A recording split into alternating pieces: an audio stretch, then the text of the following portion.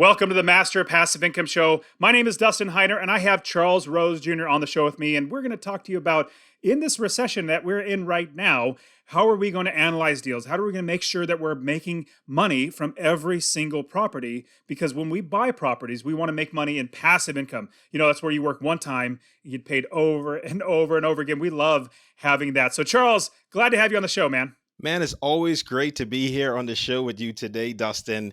And this is a topic that I love, like just me just loving math so much. And what I love about this whole analyzing deals is the process that you taught me and so many of your other students and so many other people who just listen to you is that you make the process so simple that literally anyone can do it. So I love that. And I'm excited to talk about analyzing deals in this type of market that we're going through right now today. Man, and you know what's funny is I'm not a numbers person at all. I'm not a math person.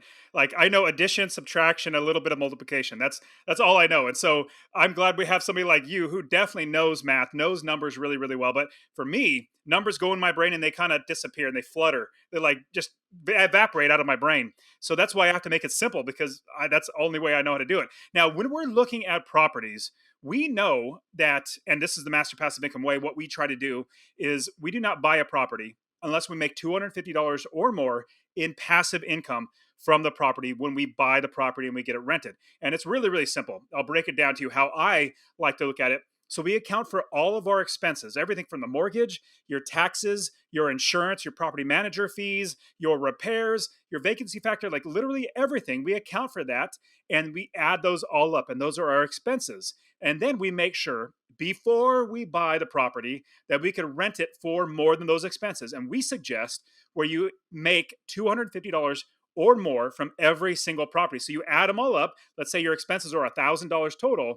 You want to make sure that your property can rent for $1,250 or $1,300 or more, because if you make less than that, then that doesn't meet our criteria of $250. But here's a great thing, Charles, and you'll love this. I know you love this. We don't pay our taxes on any of our properties. We don't pay our mortgage. We don't pay our property manager. We don't have repairs, vacancy, like all that sort of stuff.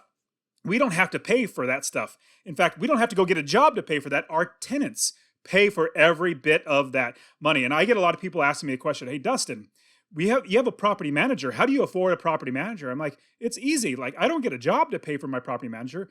I account for that expense before I buy the property so that I know if I want to manage it myself, that's just extra money I'll make. But if, let's say, God forbid, something happens to my mom and I got to take care of her and I don't have enough time, or my wife, or whatever it might be, I have that money already in there to pay for that property manager. Yeah, and that's it's such a great way to do it, Dustin, because I was telling somebody the other day, right? So we're all about mastering passive income, not mastering active income, right? That's why you named the site Master Passive Income, not Master Active Income. So why would we want to do all of that work, right? And I love how you mentioned you don't pay for your property manager, the tenant pays for that property manager. And it's such a great way to make that passive income so you could spend time with your family and you can do all of these things that you and your family love doing, and you can serve in ministry and whatever else God has you to do. So I just love the whole system you came up with. I know it's changed my life and it's changed so many other lives. And what's also terrific is it's really simple math. Now, you can absolutely get very complicated. And if you want to get complicated, or meaning like get really into the numbers, you absolutely can. And I actually have a green light analyzer. Basically, it's a 1 minute green light deal analyzer, and it takes you literally 1 minute. You put in just a few things and it does all the calculations for you. Now, if you want to look at those calculations, it'll have that for you. I'll put a link in the description for the 1 minute green light deal analyzer. It's changed and revolutionized how I run my properties, because all these numbers, everything from cash flow, your cap rate, your expenses, like everything is literally planned out and mapped out just by you putting a couple of numbers in, like the how much your mortgage is, how much you're renting it for, and your couple expenses, and it pops everything out. So if you want to really learn all about that, we have that for you. Now, Charles, when we are investing, usually we have to get a loan or we're using other people's money. And this is one video in a series of videos that we're doing on how you can invest during a recession. And honestly, how you would make a lot of money in the recession back in 2008, when the last recession happened, I was already investing. I started in 2006, and the market went down. I made so much more money when the market went down because I knew my business. I knew how to make passive income, and I didn't have enough money to buy all the properties that I could find. Now, 30 plus properties later, and now I am poised to buy lots of properties, and I want you to be ready there too. Now, when we are growing our businesses, we're using other people's money. Now, there are lots of ways. In fact, I have another video where I show literally 15 different ways that I've used financing ways, from home equity line of credit to private money to credit cards, even, like lots of different ways to get financing. And we'll also have another video in this series of recession, of how to invest in a recession, of creative financing, how to actually use creative financing. But when we are looking at a mortgage, because most people, we just get a mortgage. We have a down payment, we get a mortgage, we get a property manager, put them together, and then buy a property and hopefully have a property that, because they're making us in cash flow. Now, when we're going to get a mortgage, are there any tips that you can give, Charles, that are going to help people when a recession comes and interest rates going up, inflation, and all that sort of stuff? One of the things I always tell people, Dustin, is don't get scared, get prepared, right? So figure out what how can you solve the problem? Right? We always go back to, we're problem solvers. And so if interest rates keep on going up and you're afraid of that, well, one of the things that I advise all of my students to do right now, when they share, especially when they share that concern of the rise in interest rates, is if they get, let's just say your mortgage broker, they pre-qualify you at a, let's just say it's 5.5% right now, or 6%, whatever that number is. I know it changes and it's different for everyone. Well, I encourage them, Dustin, to, as they analyze their deals and underwrite these deals, to look for the cash flow, is analyze it with an interest rate 1% or 2% higher than where their current interest rate is. And the reason why I say do that is because, interest rates are rising, and the Fed is expected to do another raise of the interest points here soon. I don't know how much it's going to be. There's speculation that it may be another 1%. I don't know. Last time it was 0.75. So these are the kind of things that you can do, and this is what I'm doing with all of my deals right now too, to cover myself. If my rate does not change, well, great. Well, then I even have more cash flow. So it's a win-win situation by doing it that way. What are your thoughts on doing it like that, Dustin? Absolutely. And with that, what we know, when you're investing in a recession, times are changing, meaning like interest rates go up and down, inflation, even prices of homes, even like your insurance that you get on a house, that could go up, that could go down. And so, what we want to do is be proactive. Proactive meaning we have lots of options before something comes up. We don't want to be reactive. If something comes up, we have to react. And usually, those reactions, you have two options: bad and worse. We want to be proactive, where instead of reacting to something, we already have, let's say, 10 options. We've already planned everything out. We can just put that option into play. And so when we are looking at getting a mortgage, we don't just look to get one mortgage. We talk to multiple mortgage brokers. We want to make sure that we have lots and lots of ways to make sure that we can buy a property, even talking to hard money lenders, talking to other ways to get financing just in case one falls through. Let's say, worst case scenario, like Bear Stearns, like you're trying to get a loan. This is back in 2008. That was a company that went under. Or Country Ride, they were giving out loans, but they went under. What if you're getting a property and then your bank goes under? Worst case scenario, that could happen. You want to have other options, because if you have a good deal, you have a good deal. Now, on top of that, what we do when we're investing during a recession is we are always realizing that changes happen all the time. Nothing's like really consistent. And so when you're looking at repairs that you're going to be having on your property, and this is not just during a recession, this is also anytime, but we get multiple quotes on everything. So if you have a furnace that goes out, you don't take one quote from one furnace repair guy. You get two or three quotes so you can see, hey, maybe it doesn't need to be replaced. Maybe just there's like this $20 part that needs to be fixed, which I've had happen many times. Somebody says, hey, replace the entire thing, because they don't want to do the hassle of doing that one little thing, and they can make a lot more money.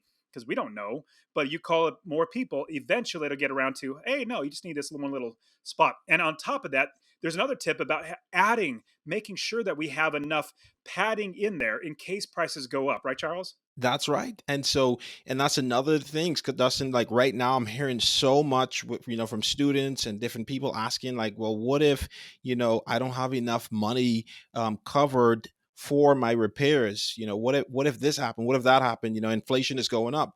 Well, that's why we gave the tip to add another 10% on top of those quotes. And so, like Dustin mentioned, you want to get at least three quotes, right? And I mean, speaking about that, I was able to carry just recently some repairs from 13,000 all the way down to 3,000 just by getting multiple quotes. Right? Going right back to what you said, Dustin, sometimes things don't need to be replaced. Sometimes you can just repair them. So definitely look for multiple quotes. And then another good tip, especially in this high inflationary market, is to add 10% to the deals. And on top of that, it is so important, like way more than ever, Dustin, way more than ever, that people follow this model and system that we put in place. As I mentioned in one of the previous series, Dustin invested through the recessions. He not only did he survive, he also thrived. And so the model that Dustin built for master passive income, it's so powerful because it covers you in the deals, and that's why we always we preach it every time we talk. We always want to make sure we get at least 250 or more in cash flow from every single deal.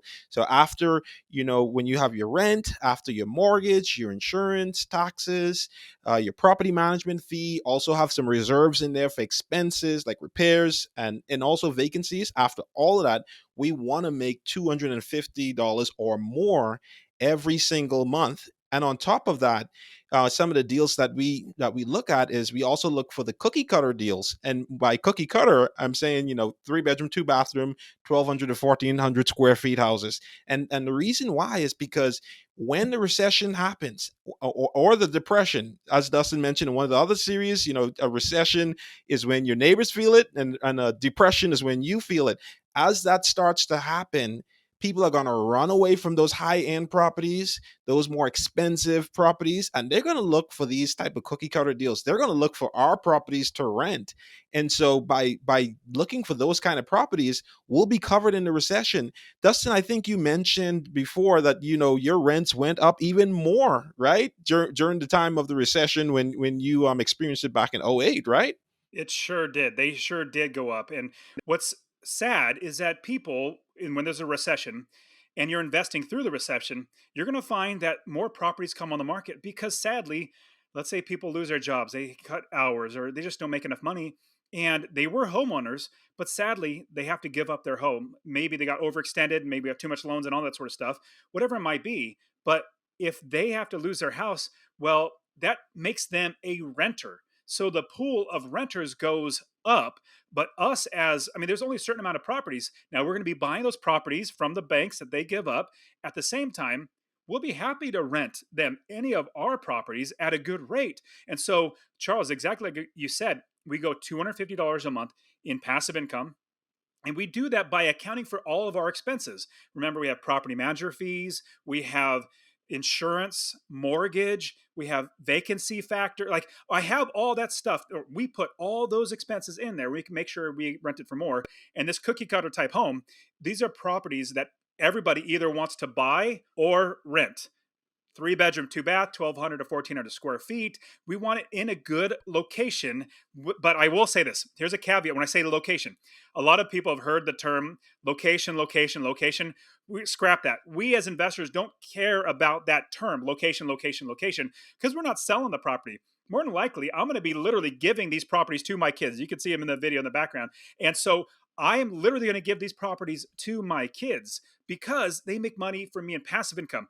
But now, what location does matter is if your property manager does not manage that property or will not manage a property. Let's say you buy a property, you're all excited, you spend thousands of dollars to buy the property, spend thousands of dollars to fix up the property, and then you call up a property manager, hey, property manager, I want you to manage my property. And they say, well, shoot, there's no way I'm going to manage that property. I'll get stabbed or shot in that area. And you're like, uh oh, I don't have an asset anymore. I have a liability because nobody wants to rent it and nobody wants to manage the property. So when we're analyzing, making sure that we find the properties that make us $250 a month or more, cookie cutter type home, 3 bedroom, 2 bath, 1,200, 1,400 square feet, in the location that our property managers say, hey, property manager, I'm looking at this property.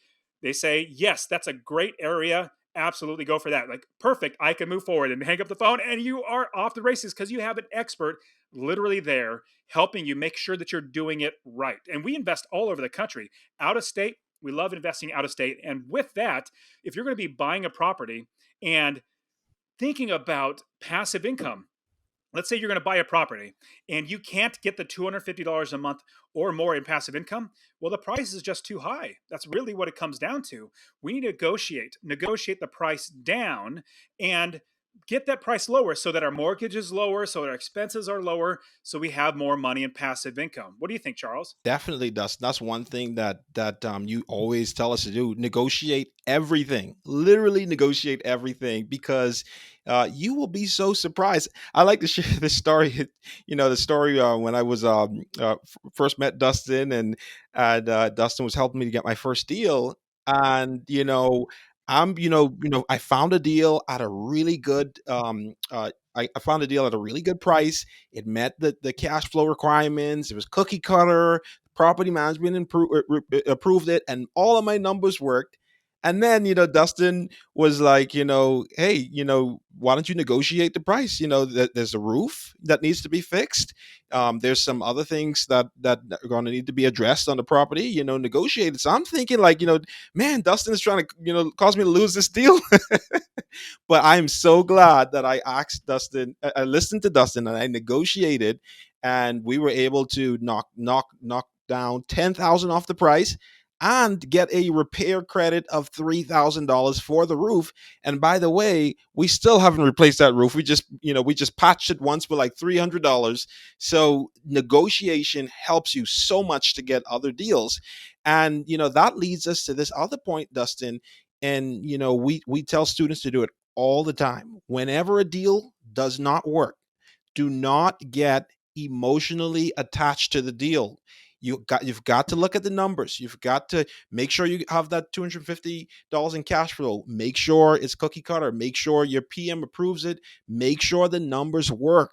And and after you negotiate and it's still not a good deal for you, do not be afraid to walk away.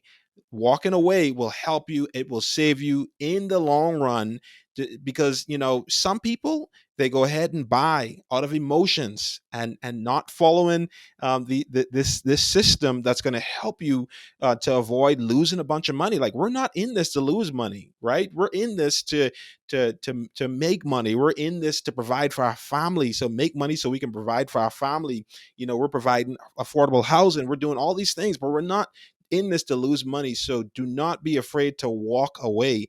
Dustin, how many deals have you walked away from over whilst investing? I actually let deals walk Mhm. away from me, meaning if the property and they're asking too much, I put in a low offer and they don't accept my offer, or we get under contract for that offer, but there's more expenses and we get in the 10-day inspection period and I say, hey, it's not worth that much because I know it's going to need this much to fix up. And then I lower my offer because of whatever I found that fix up. And then they say, no, we're not going to accept that. Well, I just say, well, this is my offer. They are basically walking away from me because I left my offer on the table. I said, this, if you want to move forward, here is my number.